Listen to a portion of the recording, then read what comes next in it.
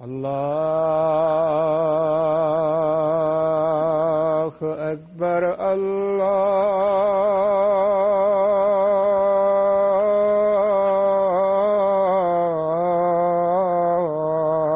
الله أكبر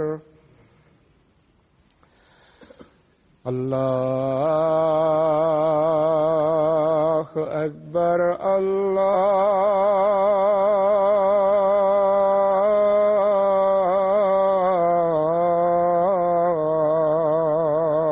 أكبر. أشهد أن لا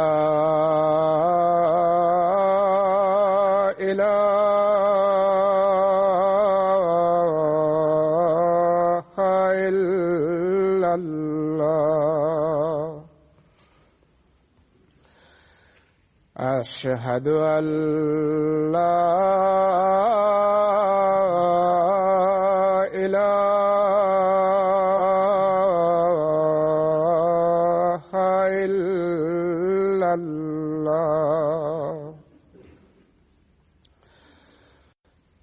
أشهد أن محمدًا رسول الله.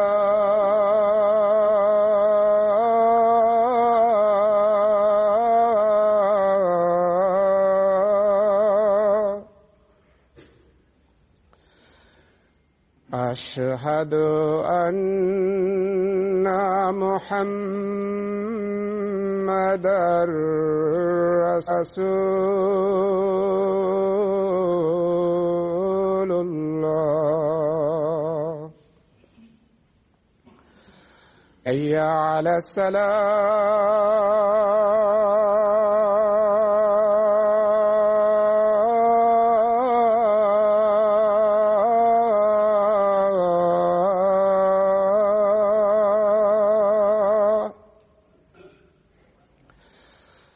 حي على الصلاة.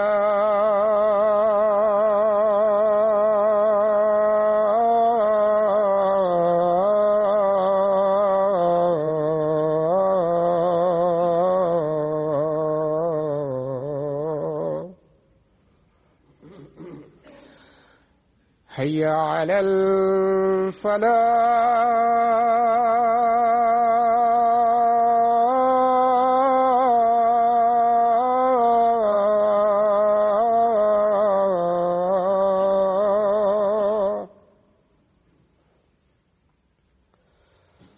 حي على الفلاح.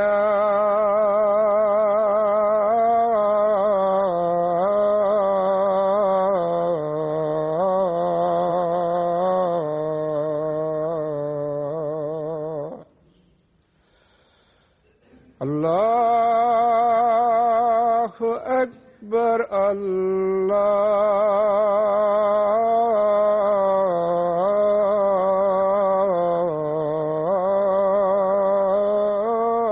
الله أكبر. لا إله إلا الله.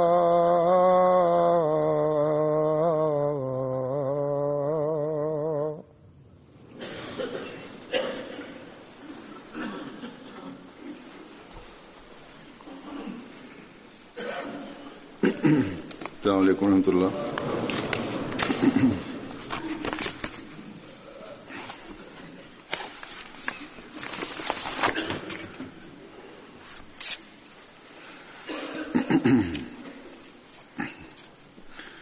أشهد أن لا إله إلا الله وحده لا شريك له وأشهد أن محمدًا عبده ورسوله.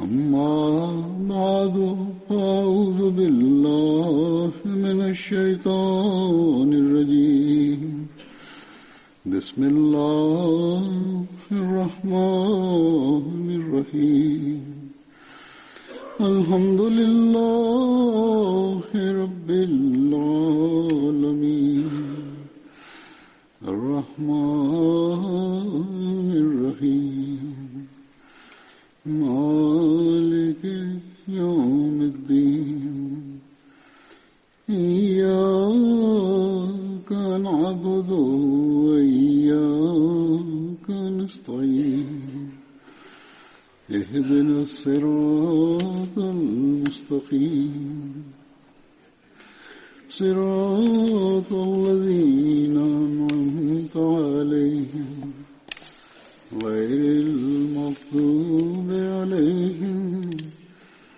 ولا الضالين.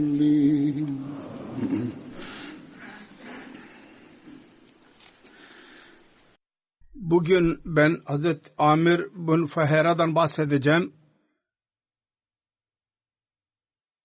Onun zikri tarihte çok uzundur. İslam tarihinin bazı önemli olayında onun rolü vardır. Allah-u Teala lütfetti kendisine onlara katılmayı ve o olaylar öyledir ki onların detaylarını beyan etmek dahi pek gereklidir. Künyesi Abu Amr idi ve kabile Adil'den idi. Alakası vardı. Hazreti Ayşe radıyallahu anh'ın ahyafi kardeş Tufel bin Abdullah'ın kölesiydi. Bu da siyah köleydi. Ahyafi kardeş yani anne tarafından kardeş olana ahyafi kardeş denilir. Kendisi İslam kabul eden ilk kimselerden idi. Önce İslam'ı kabul edenler dedi. Resulullah sallallahu aleyhi ve sellem'in Dar-ı Erkam'e gitmesinden önce İslamiyet'i kabul ettiydi. Ve Hazreti Ebu Bakir radıyallahu anh'ın keçilerini otlatırdı. İslamiyet'i kabul ettikten sonra kendisine çok eziyetler verildi kafirler tarafından. Sonra Hazreti Ebu Bakir radıyallahu anh kendisini satın alarak azat etti. Medine hicreti zamanında Resulullah sallallahu aleyhi ve sellem ve Hazreti Ebu Bakir Sevr mağarasında iken kendisi Hazreti Ebu Bakır'ın keçilerini otlatırdı. Hazreti Ebu Bakır kendisine emrettiydi. Keçilerini bizim yanımıza getir. Kendisi bütün gün onları otlatırdı ve akşamleyin Hazreti Ebu Bakır'ın keçilerini Sevr mağarasının yanına götürürdü. Ve o zaman Hazreti Resulullah ve Hazreti Ebu Bakır radıyallahu anh keçilerin sütünü sağarlardı. Hazreti Abdullah bin Abi Bekir bu her ikisi yani Hazreti Resulullah sallallahu aleyhi ve sellem ve Hazreti Ebu Bakır radıyallahu anh'ın yanına giderlerdi. Hazreti Amir bin Fuhayra onların arkasından giderdi ki onların ayak izleri yok olsun.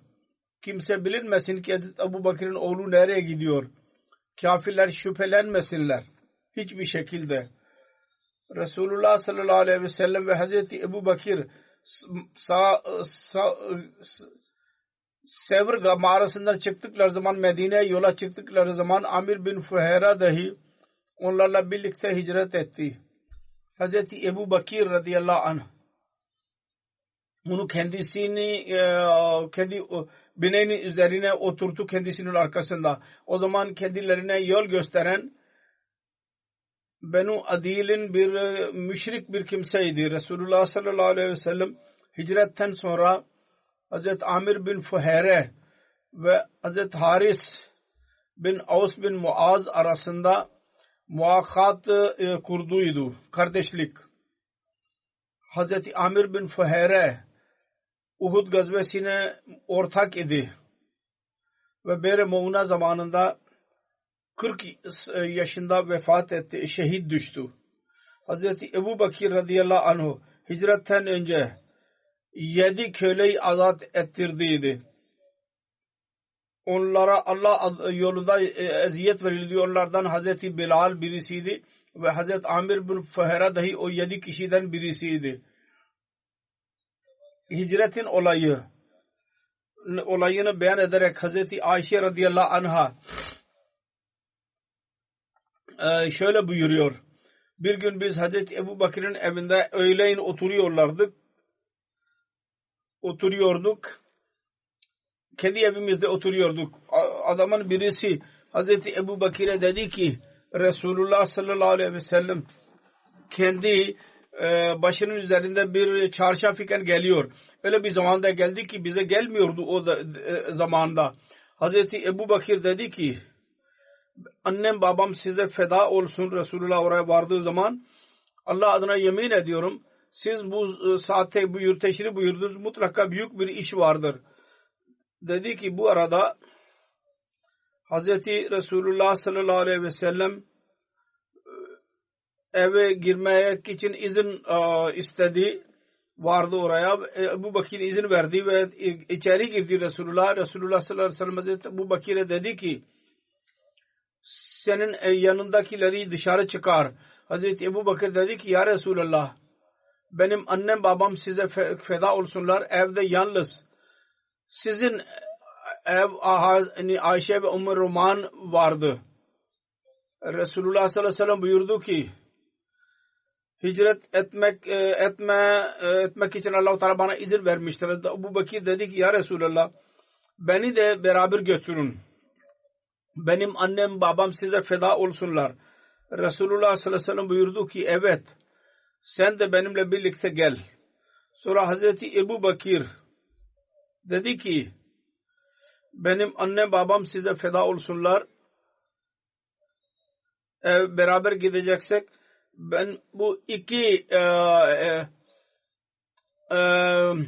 deveden birisini siz al. Resulullah dedi ki ben satın alacağım. Parasını vererek. Hazreti Ayşe diyordu ki biz hemen her ikisinin malzemesini hazırladık ve onlar için ev hazırlayarak bir torbaya koyduk. Ve Hazreti Ebu Bakir'in kızı Asma bir parça ile ağzını kapattı. Onun için zatun netak oldu. Diyordu ki ondan sonra Resulullah sallallahu aleyhi ve sellem ve Hazreti Ebu Bakir Sevir mağarasına vardılar. Orada 3 gün gizli kaldılar. Hazreti Ebu Bakir her ikisinin yanına giderek geceleyin orada kalırdı. Ve o zaman genç idi. Yani yetişkin birisiydi ve karanlıkta oraya giderdi ve sabahleyin karanlıkta geri gelirdi. Ve Mekke'de Kureyş ile birlikte sabah ederdi. Sanki gece orada geçirmiş gibi. Planı neyse onlar hakkında söz dinlerdi. Kafirler hakkında iyi bir şekilde onu anlardı. Ve karanlık çöktüğü zaman mağaraya giderek onlara söylerdi. Mekke'de bütün gün orada kalırdı. Kafirlerin planlarını öğrenirdi ve Resulullah'a söylerdi akşamleyin. Hazreti Ebu Bakir'in kölesi Amir bin Fuheyre keçilerden süt veren bir keçiyi otlatırdı ve akşam bir zaman geçtikten sonra o keçiyi getirirdi kendilerinin yanına ve onlar süt içerek, taze süt içerek gece geçirirlerdi ve o süt her ikisi için Amir bin Fuheyre gecenin arka kısmında götürürdü ve keçileri çağırırdı. 3 gece kadar öyle yaptı ve Resulullah sallallahu aleyhi ve sellem ve Hazreti Ebu Bakir radıyallahu anh Banu Adil'in kabilesinden birisini yol söylemek için ücret ile tuttu ve Banu Adid'in idi. Yolu iyi biliyordu. Dedi ki As bin Vail'in ailesiyle anlaşma yapmak için kendi elini batırdıydı ve kafir müşriklerden birisiydi. Resulullah sallallahu aleyhi ve sellem ve Hazreti Ebu Bakir her ikisi ona güvendiler. Kafir idi Kureyş'in yetiştirdiği bir kimseydi. Fakat yine ona güvendiler ve kendi develerini ona verdiler.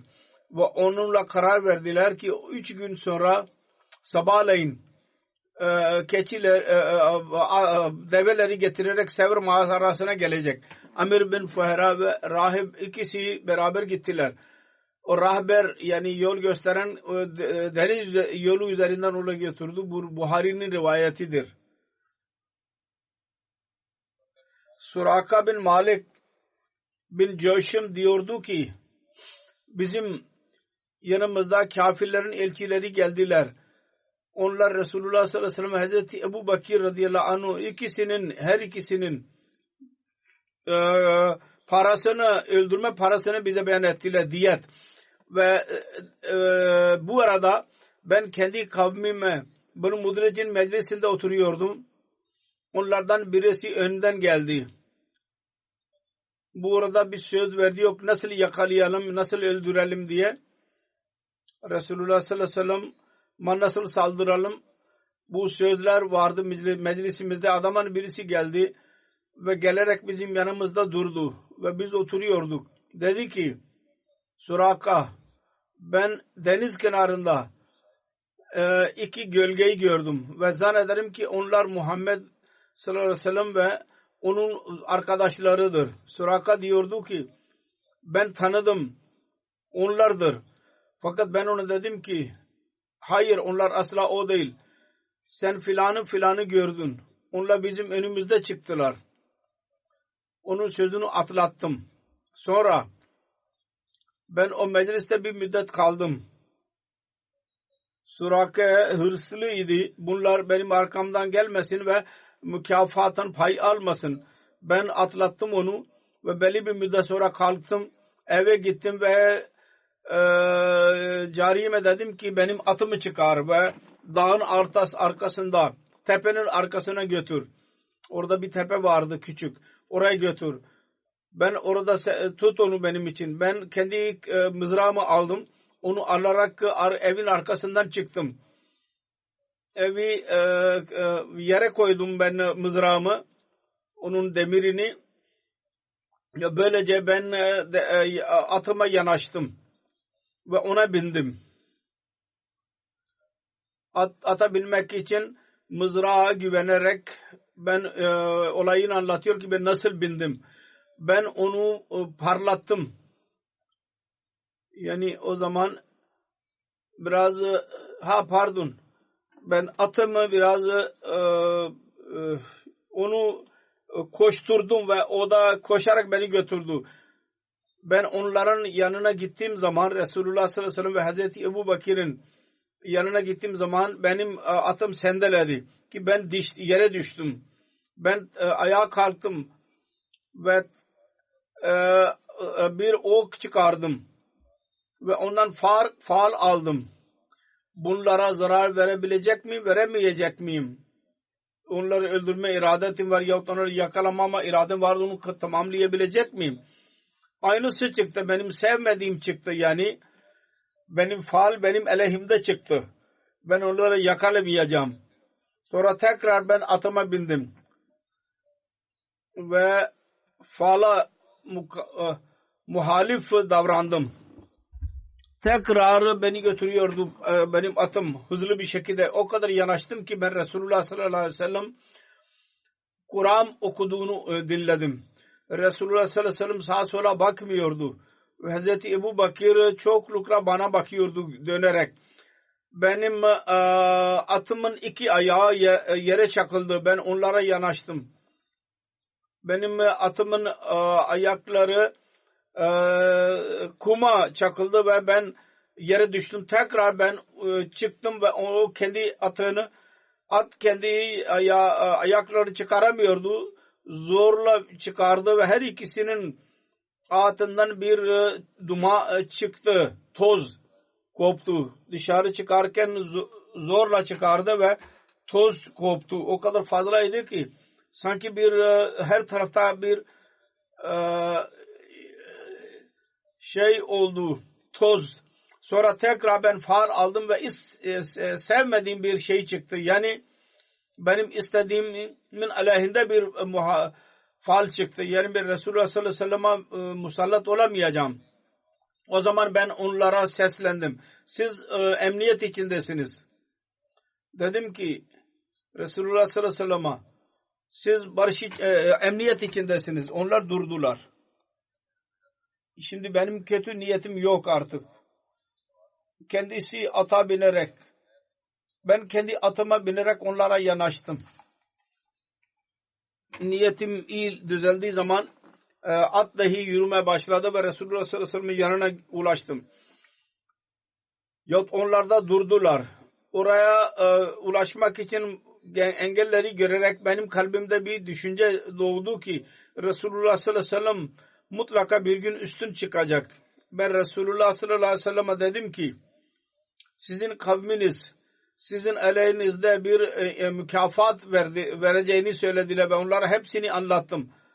Ki insanların niyeti neyse, ne yapmak istiyorlarsa onun kötü niyetlerinin detaylarını anlattım. Ve onların önünde zat verdim. Yani yola gidiyorsunuz, yol malzemesi, yemek, yiyecek ve filan verdim. Onu benden almadılar. Resulullah sallallahu aleyhi ve sellem dedi ki hayır, gerek yok dedi. Ve benden başka bir şey de söylemediler. Yalnız dediler ki Resulullah sallallahu aleyhi ve sellem dedi ki bizim yolumuz hakkında gizli tut. Kimseye söyleme. Ve hangi yoldan biz gidiyoruz? Diyor ki ben Resulullah sallallahu aleyhi ve sellem'e ricada bulundum. Siz benim için bir yazı yazın. Var, emniyet yazısı. Resulullah sallallahu aleyhi ve sellem Amir bin Fuhayra'ya buyurdu ki köle vardı Habeşi. Şimdi azat idi. Ve Resulullah sallallahu aleyhi ve sellem ile birlikte yolculuk yapıyordu. Ona buyurdu ki ve onda yazı yaz. Ve o bir deri parçası üzerine yazdı. Ondan sonra Resulullah sallallahu aleyhi ve sellem yola koyuldu. İbn-i Şehab'ın rivayeti vardır. Urva bin Zübeyir bana anlattı. Resulullah sallallahu aleyhi ve sellem yolda Hazreti Zübeyir ile görüştü. O Müslümanların bir kafilesiyle birlikte Suriye'den geri geliyordu. Ticaret kafilesiyle birlikte Resulullah sallallahu aleyhi ve sellem ve Hazreti Ebu Bakir beyaz elbise giydiler ve Medine'de Müslümanlar öğrendiler ki Resulullah Mekke'den yola çıkmıştır.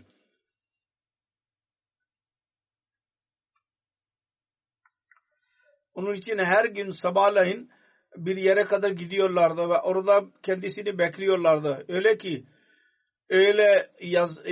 sıcağı kendilerini geri döndürüyordu. Yani öğleye kadar bekliyorlardı. Ondan sonra güneş çıktığı zaman sıcaklıktan dolayı geri gelirlerdi evlerine. Bu bekleyiş esnasında Resulullah sallallahu aleyhi ve sellem Medine'ye vardı. Diyor ki bir gün uzun zaman onlar bekledikten sonra eve döndüler. Kendi evlerine vardılar. Bir Yahudi bir şey görmek için yukarı çıktı Resulullah ve kendi arkadaşlarını gördü. Onlar beyaz elbiseliydiler. Sarab yavaş yavaş onlardan gizli kalıyordu. Uzaktan göremiyorduk fakat daha sonra belli olmaya başladı şekilleri. Yahudi duramadı ve yüksek sesle dedi ki Arap kimseleri, Medine'deki kimseleri seslendi. Bu sizin liderinizdir ki siz günlerden beri onu bekliyordunuz. Biliyorduk ki Müslümanlar her gün gidiyorlar bir yerde toplanıyorlar ve bekliyorlar. Bunu duyar duymaz Müslümanlar kendi silahlarını aldılar ve Harra meydanında Resulullah'ı hoş geldiniz dediler. Resulullah onlarla birlikte sağa döndü ve Beni Amr bin Avf'in mahallesine girdi. Pazartesi günüydü ve Rabiul Avval ayı idi. Hazreti Ebu Bakir insanlarla görüşmek için kalktı ve Resulullah sallallahu aleyhi ve sellem sessiz oturdu.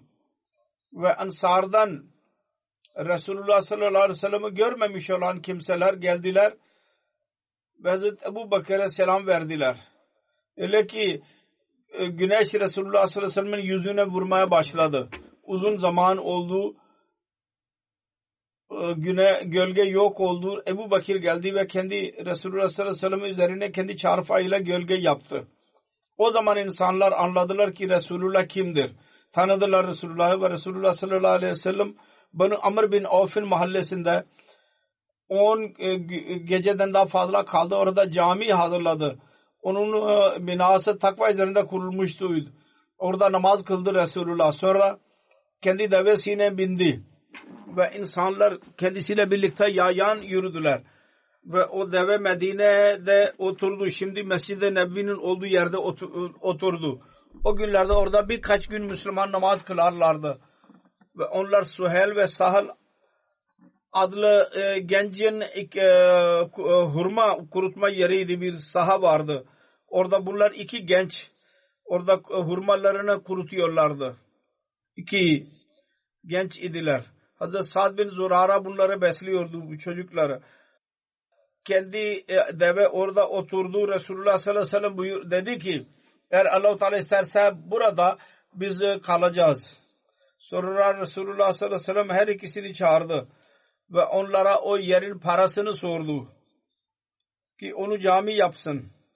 Her ikisi dediler ki ya Resulullah biz bedava size veriyoruz o yeri. Resulullah sallallahu aleyhi ve sellem dedi ki hayır bedava almayacağım buyurdu ve satın aldı o yeri onlardan. Sonra orada cami yaptı ve Resulullah sallallahu aleyhi ve sellem o caminin yapımı için insanlarla birlikte tuğla arıyordu. Tuğla getiriyordu. O tuğla getirirken diyordu ki hazal himalu la himala khaybara haza abarro Rabbana ve atar. Bu hayberin yükü gibi değildir. Ey bizim Rabbimiz bu çok iyi ve pak bir yüktür. Sonra diyordu ki Allahumma innal hacra innal acra acrul ahira farhamil ansara vel muhacira. Ey ya Rabbi asıl sevap ahiret sevabıdır. Onun için sen ansar ve muhacirlere merhamet eyle. Bu dahi Buhari'nin rivayetidir. Hazreti Müslim Mevud radıyallahu anhu bu hicret olayı konusunda yazmıştır. O kendi şekilde onu beyan etti üslubuyla. Onun için onun detaylarını biraz beyan edeceğim. Kendisi şöyle yazmıştır. Diyor ki sonunda Mekke Müslümanlardan boşaldı. Yalnız birkaç köle Resulullah sallallahu aleyhi ve sellem Hazreti Ebu Bakir ve Hazreti Ali Mekke'de kaldılar. Mekke insanları gördüler. Şimdi bu av bizim elimizden çıkıyor. Reisler, liderler birleştiler ve istişareden sonra karar verdiler.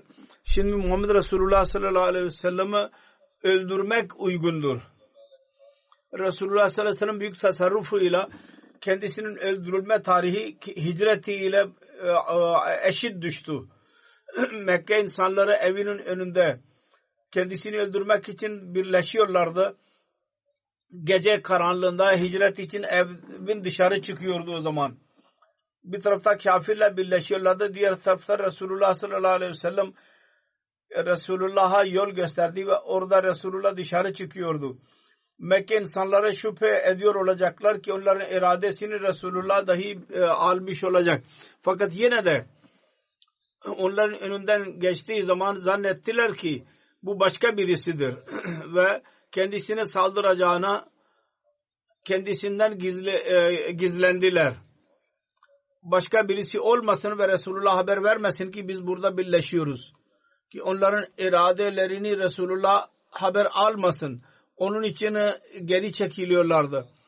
Diyor ki o geceden önce ilk gün kendisiyle birlikte Ebu Bakir'e dahi haber verilmedi hicret etmek için. O da kendisiyle birleşti ve her ikisi Mekke'den çıktılar yola. Ve Mekke'den 3-4-5 kilometre mesafede Savr adlı bir mağaraya girdiler. Mekke insanları öğrendiler ki Muhammed Resulullah sallallahu aleyhi ve sellem Mekke'den çıkmıştır. Onlar bir orduyu topladılar ve kendisine arkasına düştüler.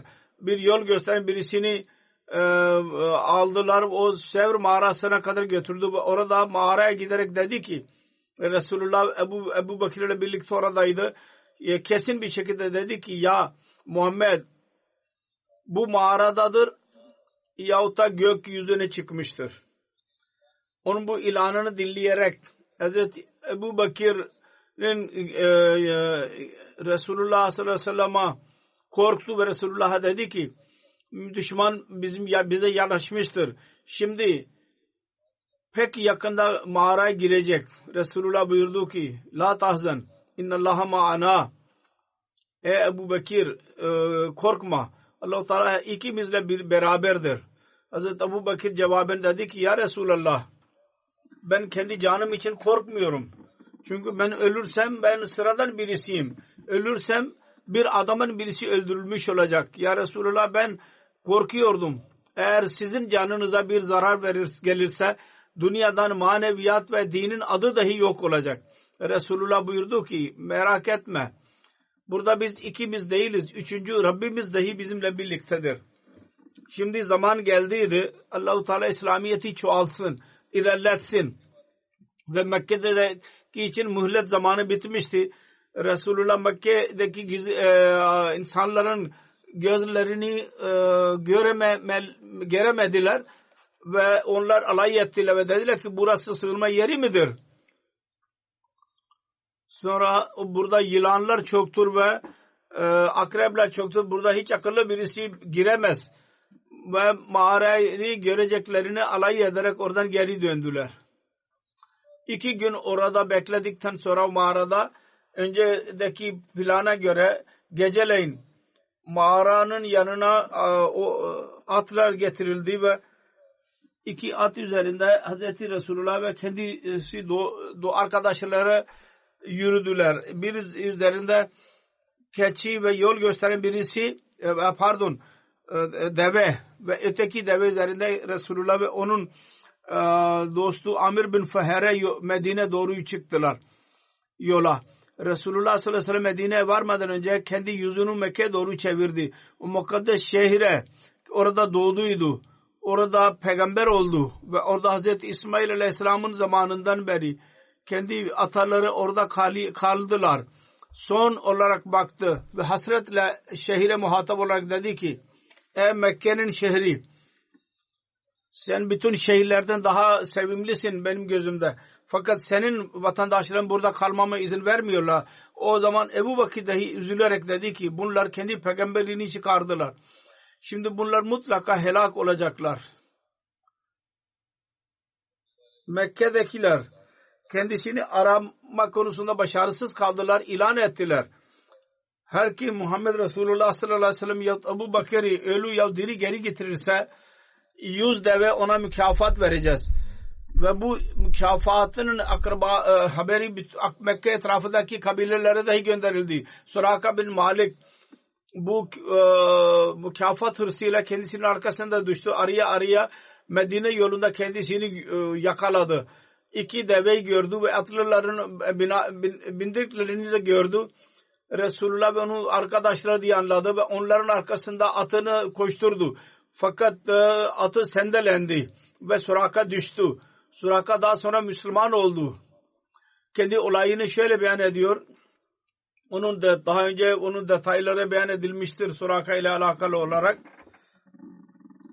Yazmıştır Müslim Maud radıyallahu anh. Sonra Hazreti Müslim Maud diyor Amir bin Fuhere Resulullah'ın buyruğu üzerinde bir yazı yazdı. Emniyet için Suraka'ya verdi. O zaman Suraka geri dönmek iken birdenbire Resulullah Suraka'nın gelecek durumunu Resulullah sallallahu aleyhi ve sellem'e gaybten belli etti. Resulullah sallallahu aleyhi ve sellem'e gösterdi gaybten ne gelecekten nasıl olacak Suraka ile. Ve onlar için buyurdu ki Suraka senin durumun ne olacak? Ne zaman ki senin ellerinde Kisra'nın bilezikleri olacak. Suraka hayretle sordu ki Kisra bin Hurmuz İran şehir kralı mı? Resulullah dedi ki evet. Resulullah verdiği bu gaybi haber 17 sene sonra tamamlandı. Suraka Müslüman olarak Medine'ye geldi. Resulullah sallallahu aleyhi ve sellem'in vefatından sonra önce Hazreti Ebu Bakir sonra Hazreti Ömer halife seçildiler. İslamiyet'in çoğalan şanını görerek İranlılar Müslümanlara saldırmaya başladılar. Ve İslamiyet'i zedeceklerine İslamiyet'in önünde kendileri ezildiler. Saldırmaya başladılar İranlılar. Kisra'nın Müslüman atları oranın hazinelerini ele geçirdiler. İran hükümetinin malı İslam ordularının eline geçti. Orada bilezikler dahi vardı. Kisra İran geleneğiyle göre tahta bunları takıyordu. Suraka Müslüman olduktan sonra bu olayını Resulullah sallallahu aleyhi ve sellem'in hicreti zamanında olan bu olayı Müslümanlara fahir övünerek anlatıyordu. Ve Müslümanlar biliyorlardı ki Resulullah sallallahu aleyhi ve sellem ona muhatap olarak buyurduydu. Ey Suraka, senin durumun ne olacak? Ne zaman ki senin elinde Kisra'nın bilezikleri olacak. Hazreti Ömer'in önünde ganimet malı getirildiği zaman orada Kisra'nın bileziklerini de gördü. Bütün harita kendi gözlerinin önüne geldi. O zaaf zamanı Allah-u Teala'nın Resulü vatanını bırakarak Medine'ye geldiydi. Suraka ve insanlar koşturdular atları ki kendisini öldürerek ya diri bir şekilde Mekke'ye ulaştırsınlar ve 100 deve sahip olacaklar. O zaman Resul Suraka'ya demesi ki ey Suraka, senin durumun ne olacak? Ne zaman ki senin elinde Kisra'nın bilezikleri olacak. Ne kadar büyük bir gaybi haber idi. Ne kadar açık gayb idi. Ne kadar gayb haberiydi açık. Hazreti Ömer kendi önünde Kisra'nın altın bileziklerini görünce Allah-u Teala kudreti onun gözlerinin önüne canlandı. Dedi ki Suraka'yı çağırın. Suraka çağrıldı. Hazreti Ömer ona emir verdi. Kisra'nın bileziklerini giysin. Suraka dedi ki ey Allah'ın Resulü'nün halifesi, altın kullanmak Müslümanlara yasaktır. Hazreti Ömer buyurdu ki evet yasaktır. Doğru. Erkekler için yasaktır. Fakat bu gibi olaylar için değil. Burada yasak değil. Allah-u Teala Muhammed Resulullah sallallahu aleyhi ve sellem'e senin elinde bileziklerini gösterdiydi. Altın bileziklerini. Yahut bunları takacaksın yahut ben sana ceza vereceğim. Bu şimdi gaybi haber tamamlanmıştır. Geri kalan kısmını da tamamlayacaksın. Suraka'nın itirazı yalnız şeriatın meselesi yüzünden idi. Yoksa kendisi de Resulullah sallallahu aleyhi ve sellem'in verdiği gaybi haberin tamamlandığını arzu ediyordu. Suraka onları giydi. Altın bileziği ve Müslüman bu yüce haberin tamamlandığını kendi gözleriyle gördüler. Bazı kitaplara göre Suraka bin Malik Kisra'nın altın bileziklerinin bu ile ilgili bu Taif'ten geldiği zaman Hüneyn'den Cerana yerde adlı yerde buyurduydu. Fakat genel rivayet budur diye önce beyan edildi ki hicret zamanında buyurduydu. Hazreti Müslim Mevud radıyallahu anh dahi yazmıştır. Amir bin Fuhayra hicret ettikten sonra Medine'ye geldiği zaman orada hastalandı. Hazreti Resulullah dua etti. Kendisi sağlığa kavuştu. Hazreti Ayşe diyor ki Resulullah sallallahu aleyhi ve sellem Medine'ye hicret ederek geldi. Bazı eshabları hastalandılar. Hazreti Ebu Bakir, Hazreti Amir bin Fuhayra, Hazreti Bilal hastalandılar. Hazreti Ayşe Resulullah sallallahu aleyhi ve sellem'e hasta sormak için izin aldı. İzin verdi Resulullah. Hazreti Ayşe radıyallahu anh Hazreti Ebu Bakir'den sordu. Sizin durumunuz nasıldır? O cevaben şiir okudu. Kullumru'in musabbahun fi alehi vel mautu adna min şirakin alehi. Yani her insan kendi evinden sabah kalktığı zaman sabahın hoş olur denilir. Fakat ölüm ona ayakkabı bağının dahi yanından olur. Mutlaka ölüm gelecek sabah yaptığı zaman. Sonra Amir bin Fuhayra'ya sordu. O bu şiir okudu. İnni vecatto mauta qabla zavkih innel cebana hatfuhu min fawkin. Yani ben şüphesiz ölümü tadına bakmadan önce buldum. Şüphesiz birdenbire gelir korkulu bir insan korkak birisinin ölümü birdenbire gelir, hazırlıklı olmuyor. Sonra Hazreti Bilal'a sordu. O bu şiir okudu. Ya leyta şeri abitanna leyla hal abitanna leyla ve izharun ve celilu. Keşke ben bilsem ben bir gece Mekke vadisinde geçirecek miyim ve benim etrafımda İzhar ve Celil Mekke'de olacaklar. Bu ottur Mekke'de bulunan. Sonra Resulullah sallallahu aleyhi ve sellem yanına geldi ve onların sözlerini beyan etti. Ya Resulullah, Ebu Bakir şöyle dedi, Amir bin Fuheyra şöyle dedi, Bilal şöyle dedi. Resulullah sallallahu aleyhi ve sellem gökyüzüne baktı ve dua etti. Allahumma habbib ilayna'l Medine kama ahbabta ilayna'l Mekkata o aşadda. Allahumma barik lana fi sa'iha ve vanku veba'aha ila ma'ya. Ya Rabbi, Medine'yi bize sevdir. Nasıl ki Mekke'yi sen bizim için sevdirdiydin ya daha fazla. Ya Rabbi, bizim için onun sağ ve onun mud ölçü aletleridir. Bereket ver onlara ve Medine'yi bizim için sağlıklı bir yer yap ve onun vebasını buradan uzaklaştır. Bizden uzak götür. Hazreti Amir bin Fuheyra Bere Mauna olayında şehit düştü. Onlar Bere Mauna'da öldürüldükleri zaman Hazreti Amr bin Umayya Zamri esir alındığı zaman Amir bin Tufel ona sordu, bu kimdir? O bir öldürülen birisine işaret etti. Amir bin Umayya cevap verdi. Bu Amir bin Fuheyra'dır. Amir bin Tufel dedi ki ben Amir bin Fuheyra'yı gördüm.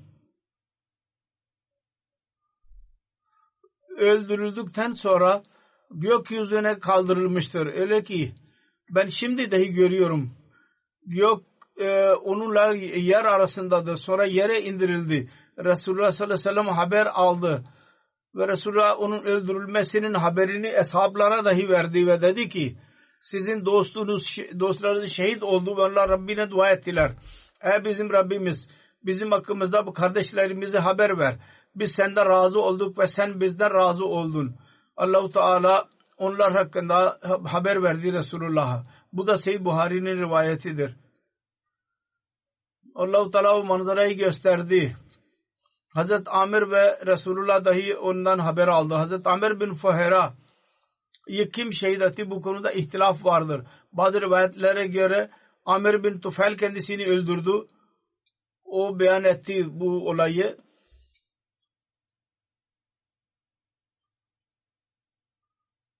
O sordu. O düşmanlardan idi. İkinci rivayetten anlaşılıyordu ki Cabbar bin Salemi kendisini şehit etti. Her neyse Bere Mauna zamanında şehit oldu. Hazreti Müslim Mevud radıyallahu anh Hazreti Amir bin Fuheyra'nın şehadet olayından bahsederek şöyle yazmıştır. Bakın diyor, İslam kılıç ile yayılmadı. Zafere ulaşmadı. İslam yüce talimat ile zafere ulaştı. O da kalbe iniyordu ve ahlak vasıflarında en büyük bir değişiklik yapıyordu. Bir sahabi diyor ki ben Müslüman olmamın sebebi şudur ki ben öyle bir kavimde misafir idim. Onlar Müslümanların 70 karisini öldürdüler. Müslümanlara saldırdıkları zaman bazı kimseler dağa çıktılar ve bazı kimseler onların önünde durdular. Düşman büyük sayıda idi ve Müslümanlar çok az idiler. Ve onların elinde silah yoktu. Onun için onlar bütün Müslümanları şehit ettiler. Sonunda bir sahabi kaldı. O da hicrette Resulullah sallallahu aleyhi ve sellem ile birlikteydi. Ve Hazreti Ebu Bakir radıyallahu anh'ın azat ettiği köleydi. Onun adı Amir bin Fuheyra idi. Birçok kimse onu yakaladılar. Ve adamın birisi onun göğsüne bir mızrak attı. Mızrak vurulduğu zaman birdenbire ağzından çıktı. Fuzda ve Rabbil Kabe'te, Kabe Rabbinin adına yemin ediyorum ki ben başarıya ulaştım. Ben bunun dilinden bu cümleyi dinledim. Daha sonra Müslüman olduydu. Saldıranların arkadaşlarından ben onun dilinden bu cümleyi duyduğum zaman hayret içinde kaldım. Ve dedim ki bu zat kendi akrabalarından, çocuklarından uzak o kadar musibete katlanmıştır. Ve kılıç onun göğsüne varmıştır. Ölürken dediyse Kabe adına yemin ediyorum ki ben başarıya ulaştım. Bu acaba deli midir? Ben bazı kimselere sordum. Niye bu onun ağzından böyle bir cümle çıktı? Dediler ki sen bilmiyorsun. Bu Müslümanlar gerçekten delidirler. Allah yolunda şehit düştükleri zaman diyorlar ki Allah onlardan razı oldu ve onunla başarıya ulaştılar.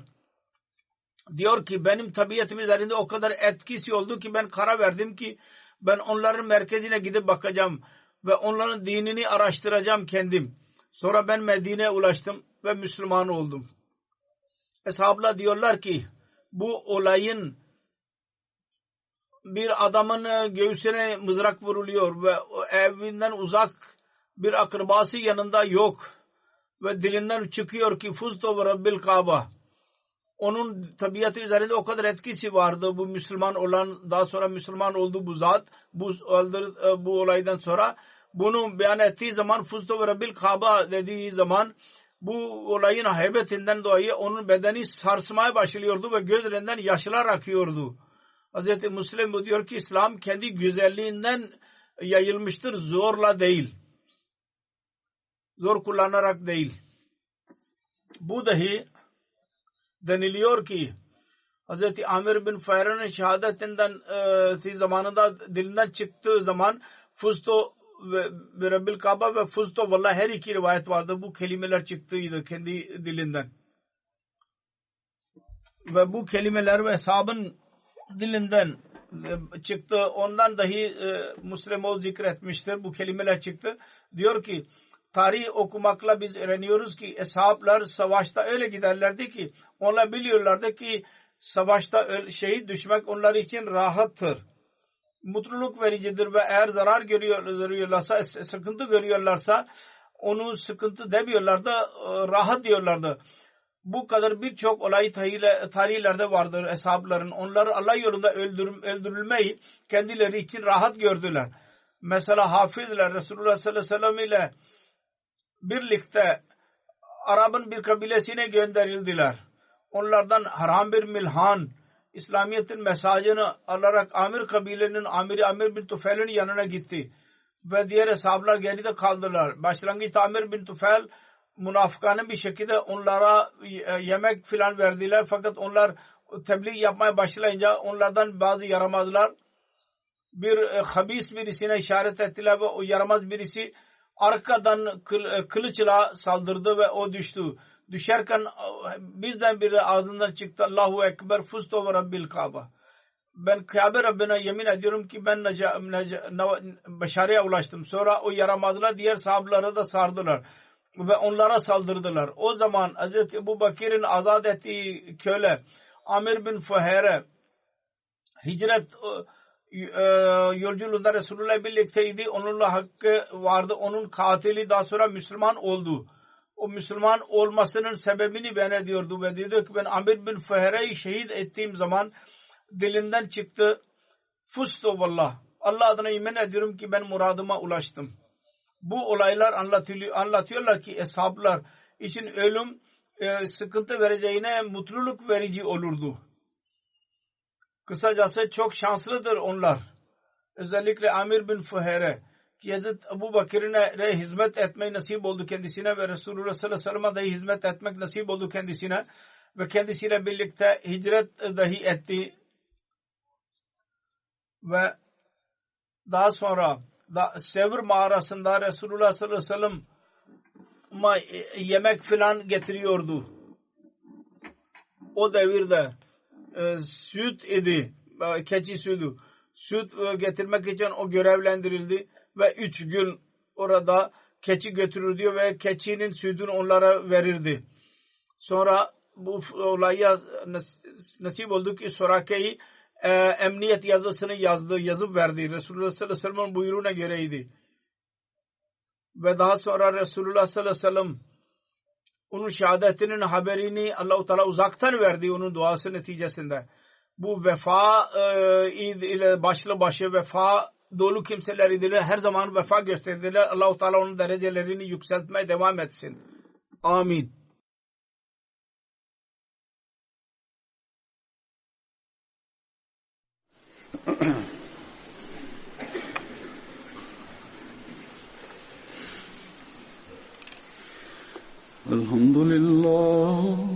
Elhamdülillah nahmaduhu ve nesta'inuhu ve nestağfiruhu ve nu'minu bihi ve netevekkalu aleyh ve na'udzu billahi min şururi enfusina ve min seyyiati a'malina. من يهده الله فلا مضل له ومن يضلل فلا هادي له ونشهد أن لا إله إلا الله ونشهد أن محمدا عبده ورسوله عباد الله رحمكم الله إن الله يأمر بالعدل والإحسان وإيتاء ذي القربى وينهى عن الفحشاء والمنكر والبغي يعظكم لعلكم تذكرون اذكروا الله يذكركم وادعوه يستجب لكم